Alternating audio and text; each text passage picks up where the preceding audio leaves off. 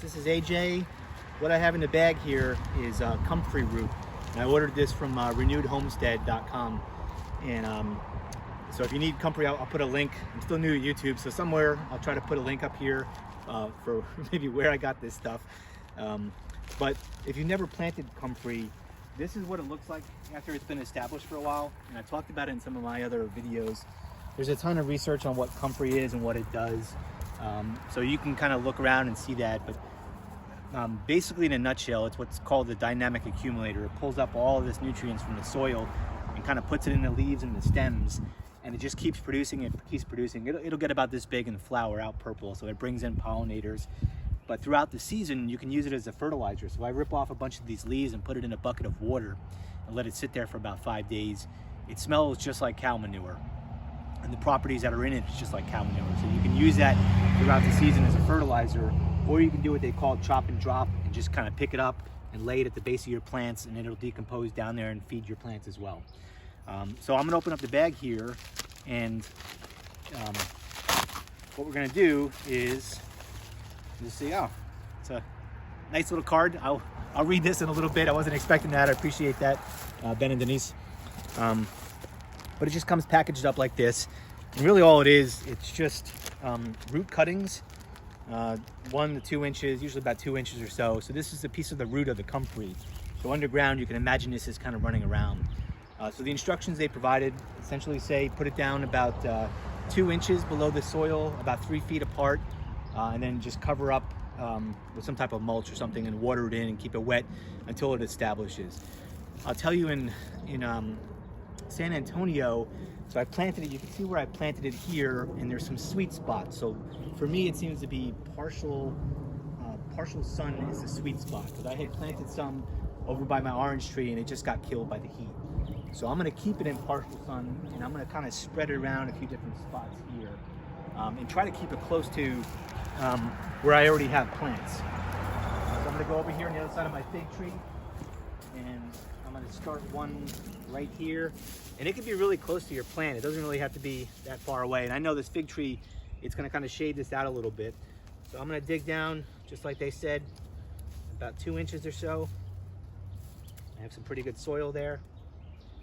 I'm gonna cover that back up. Gonna water that in. Now, the EM1, I'm not putting it on this. I might come back and spray it later, but this stuff is voracious. It'll just grow. As long as you water it and put it in there, it's gonna grow. So I'll water it in. There's one down. I think I got about 10 in the bag here or so.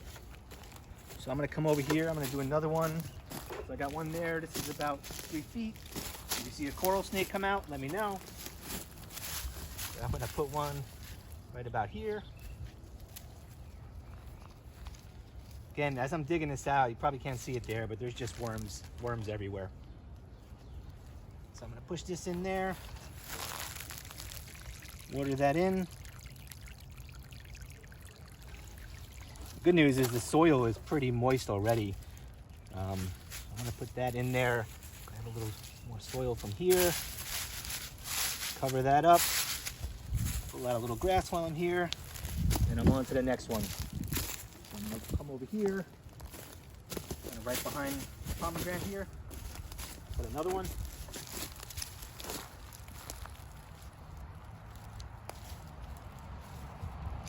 2 inches down.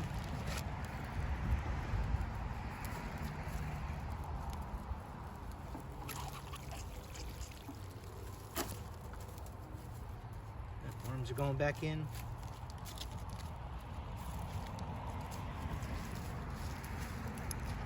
Again, this is pretty straightforward.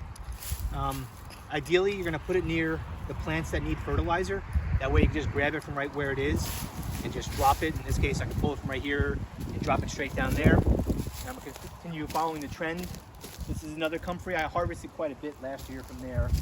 I'm gonna come over here to my blueberry. I'm gonna put some right behind the blueberry here.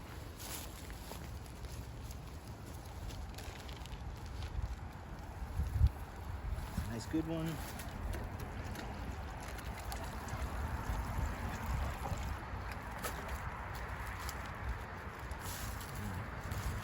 Cover that up.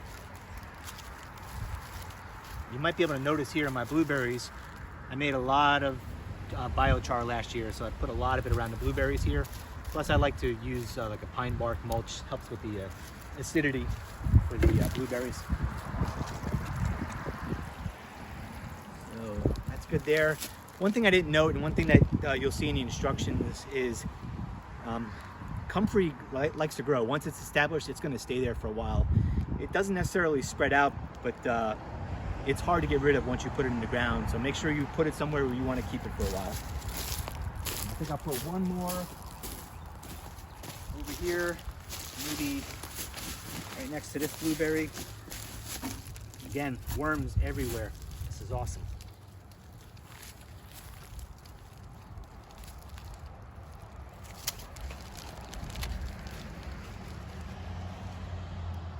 Nice big root there.